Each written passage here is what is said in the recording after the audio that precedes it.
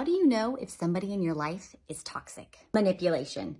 They will use emotional manipulation to make you feel like you owe them something. They need to be in control at all times. You never know who's going to walk through that door. You are going to be guessing which version of that person you are going to get at any time, causing a lot of anxiety in you, wondering, are they going to flip? Are they going to be in a good mood today? They won't apologize. They will not own their feelings.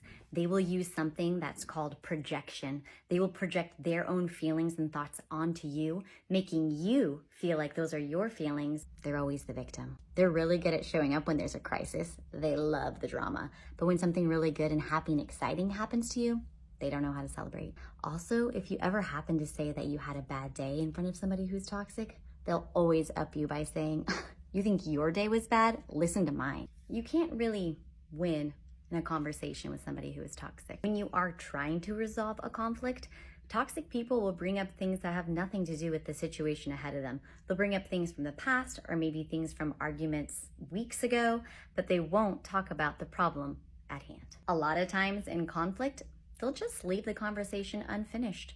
You might get ghosted. They might ignore your texts and calls. They will not take ownership for anything that they've done wrong.